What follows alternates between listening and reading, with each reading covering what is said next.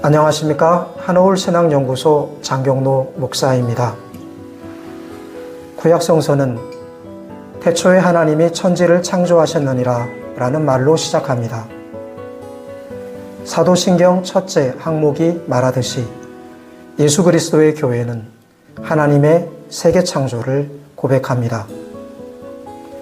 그렇다면 이 창조신앙이 오늘을 살아가는 우리에게 어떤 의미를 지닐까요? 창조신앙의 여러 의미 중에서 세 가지를 차례로 생각해 보려고 합니다. 이 시간에는 창조신앙의 첫 번째 의미입니다. 첫째로, 하나님을 창조주로 고백하는 신앙, 창조신앙은 해방을 뜻합니다. 모든 것의 지배로부터 사람을 해방하여 자유인이 되게 하는 신앙입니다. 고대 그리스 서사시의 원류는 호모의 일리아스와 오디세이아입니다. 그런데 이 이야기에 등장하는 사람들 대다수가 아주 불안합니다. 여러 이유가 있겠지만 사람들이 불안한 것은 사람의 운명이 그 스스로에 의해서가 아니라 외부의 막강한 힘들에 의해서, 신들에 의해서 결정되기 때문입니다. 게다가 이 신들은 완전하지 않아서 때로는 정의롭게, 때로는 불의하게 선택하고 판단합니다. 하나의 원리를 일관되게 따르지 않고 즉흥적이며 맹목적으로 움직입니다. 신들의 이 예측 불가능성이 사람들을 아주 불안하게 합니다. 그 운명이 자기 선택과 행위에 의해서가 아니라 자기 밖에 있는 어떤 힘들에 의해서 결정되는 곳에서 사람들은 불안합니다. 그리고 이러한 이유로 불안하게 된 사람들은 또한 무기력해지고 우울해집니다. 이런 상황이 지속되면 사람들은 어떤 사안의 옳고 그름을 생각하기보다는 오직 생존하기 위해서 자기를 지배하는 힘들에게 순응하고 그 비율을 맞추게 됩니다. 윤리적 감각이 퇴화하고 삶은 충동적이고 반합리적으로 이루어집니다. 한국 사회는 지난 3년 동안 이렇게 반윤리적이고 맹목적인 삶의 혼돈을 무속에 빠져있는 윤석열과 그 정부에서 숨이 막히도록 경험했습니다. 이스라엘 역사 무대였던 고대 근동에도 사람의 운명에 영향을 끼치고 결정하는 다양한 우주적 힘들이 신들로 숭배되었습니다. 그런데 이 우주적 힘들이 고대 이스라엘 창조신앙의 틀 안으로 들어오면서 그 신적 주의가 박탈됩니다. 예컨대 여러 문화에서 신들로 숭상되었던 태양과 달과 별들과 바다 등은 창세기 1장 창조 이야기에서 그 지위가 격화되어 피조물들이 되었습니다. 따라서 시편의 시인은 주의 손가락으로 지으신 주의 하늘과 주께서 베풀어 두신 달과 별들을 내가 본다고 말합니다. 이처럼 자연적 형체의 신들이 피조물로 격화되었듯이 형체 없이 추상적 힘으로 상징된 신들도 야훼 하나님 앞에서 그 존재가 부정되었습니다. 이런 과정을 거쳐서 이 세상에는 확연하게 구분되는 두 존재만 있게 되었습니다. 창조주이신 하나님과 그의 피조물인 세계만 있습니다. 이렇게 창조신앙은 하나님과 세계를 명확하게 구분합니다. 오직 이 구분의 근거에서 하나님은 우리가 상상할 수 없을 정도로 강력하고 깊게 세상 안으로 들어오시고 세상을 사랑하십니다. 하나님의 창조는 크게 두 종류가 있습니다. 하나는 우주와 생명을 처음으로 있게 하는 창조, 무로부터의 창조입니다. 이것은 유일례적인 사건이고 이런 의미의 창조를 요한복음 1장이 이야기합니다. 또 하나는 생명이 불가능한 혼돈으로부터 생명이 가능한 질서를 만드는 그런 창조입니다. 카오스를 코스모스로 바꾸는 것입니다.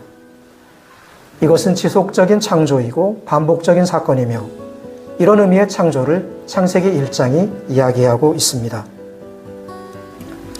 이 창조는 하나님께서 우주와 생명의 역사 속에서 세계와 사람을 돌보시고 구원하시는 그분의 행위, 행동을 뜻합니다. 우리가 살면서 하나님께로부터 온 구원을 경험했다면 우리는 하나님께서 역사 속에서 우리를 재창조하셨다고 말할 수 있습니다. 그런데 이 두 번째 종류의 창조, 지속적인 창조는 하나님께서 자신과 세상을 창조주와 피조물로 구분하시는 그 과정을 거쳐서 이루어집니다. 하나님께서 자신과 세계를 구분하시는 것, 이것이 지속적인 창조의 근본 특징입니다.